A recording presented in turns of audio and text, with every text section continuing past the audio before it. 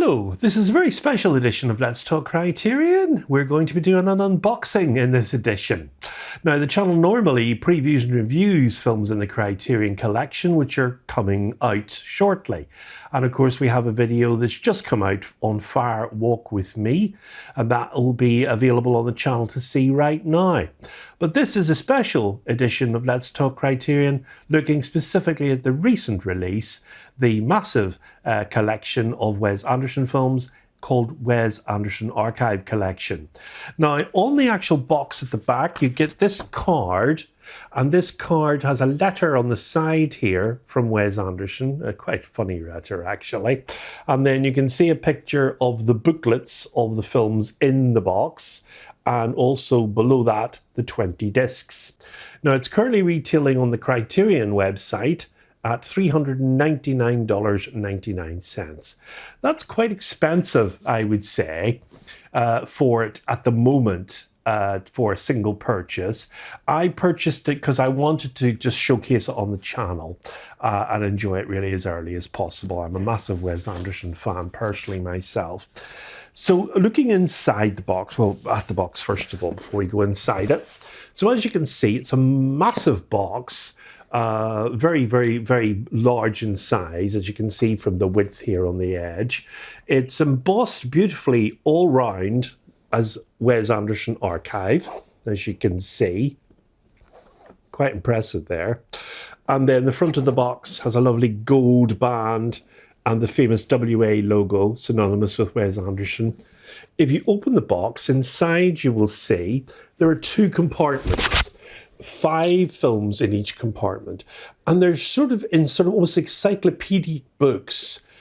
Each film has 2 discs in it, and they go in chronological order, Bottle Rocket at the top, right down to the bottom of the second compartment, where you have The French Dispatch. Now, inside the lid of the box is magnetic, by the way. This opens with a magnetic catch. You'll see here, if I can show you, a beautiful double-page letter. Well, not a letter, more essays and comments on each film from the critic, Bilge Ebiri. And of course, he has contributed to Criterion many times over the years. And in the far side, you'll see the index of the films themselves. So I'm not going to show you every single booklet. It would take too long. I'm just going to pick up the first one and show it to you. This is Fantastic Mr. Fox. So it's the top of the second pile. So as you can see, the design of these are absolutely beautiful. They literally look like books. And they've got this beautiful gold band, the WA logo again. And as you can see on the spine in gold, Fantastic Mr. Fox. And then when you open it, oops, the disc's fallen out. That's a good start. Good job, I hadn't checked that before. So you get 2 discs inside. You know, as you can see, in a plastic digi compartment, much as you get with a digipack, really. And the 4K UHD is the top disc, and then you've got the Blu-ray with all the features and stuff below that. And then what you have glued in on this side is the booklet accompanying each film. It's a fairly detailed booklet. It has text, essays, and pictures in it.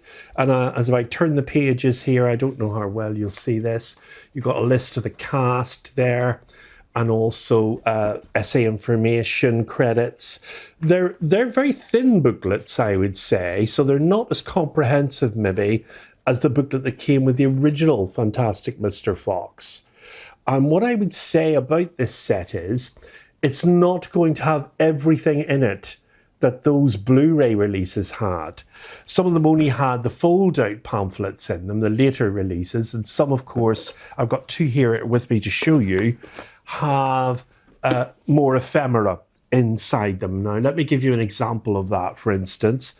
Moonrise Kingdom Blu-ray. I wouldn't sell this Blu-ray because, as you can see inside, apart from the completely different look that it has, inside the digipack itself, you'll have other stuff that is not present in the archive collection. So, for instance, the disc completely looks different. Art on the disc. And then inside here, there is the booklet that came with Moonrise Kingdom. It's fairly thin again, but it's a completely different design of booklet. You also have a beautiful art card that came with this on the Blu-ray. And on top of all of that, you also get the map that was so important in the film. And that's double-sided, quite large. I don't know if you're going to see all of this on the screen. I'll do my best. But it's a double-sided map. So again, you're getting more in the Blu-ray edition of this film. And what hasn't happened, and I don't think will happen, is that Criterion won't release 4K editions of all of these Blu-rays with the same packaging as they had on the original Blu-ray. And I think the reason why they won't do that is mainly cost, because obviously that was quite expensive to produce initially and go to print. And if they produce thousands of copies of that as standalone releases of Moonrise Kingdom on 4K, they'd not only have to make the packaging wider, because they'd have to put a 4K disc in there and a Blu-ray, but they'd also have to reprint all the packaging in the wider sets. The same thing happens here with Grand Budapest Hotel, because again, it's quite a different design as well from the archive collection. And inside that, you got this booklet.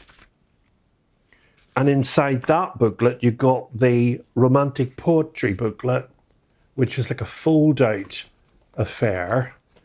And you can see there was so much more in there on the Blu-ray, because obviously it was a new release at that particular time.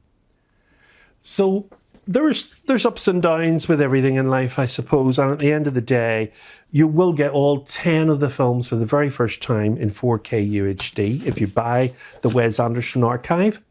If you decide not to, then you can keep your Blu-rays. If you've got all of these Blu-rays from Wes Anderson films already in the collection, and all the ephemera and supplemental material that came with them. At the end of the day, it's up to you. I would say many people will probably wait until November to buy this set, because at the current price of $399.99, it's quite expensive as a single purchase. But in November, it will be $200, which will be much more attractive. And obviously that will be a very good bargain, because each film will come out about $20 each. Also, don't forget, we got the standalone releases of 2 of the films in this archive as well. So you are getting the 2 standalone releases in its own individual packaging there. And that, of course, I featured them both on the channel. They are Isle of Dogs and The French Dispatch of the Liberty, Kansas Evening Sun. Both of those are coming out on 4K separately. In fact, they've already released. I've ordered both of those because I want the packaging for both of those specifically. I want to also see what the booklet's like and any additional supplemental printed material in those 2 digipacks. They're both digipacks, incidentally, on the 4K releases there. So as a big Wes Anderson fan myself, I just want to have them all. Call it a bit greedy, but, you know, I suppose I've saved the money up, so why not? So I hope you enjoyed this unboxing, the very first of its type. I hope it is up to the standard of other unboxings. I would say there's twos and fro's in life on everything. You can buy this big collection and have every single film if you're not that fussed about endless supplemental materials.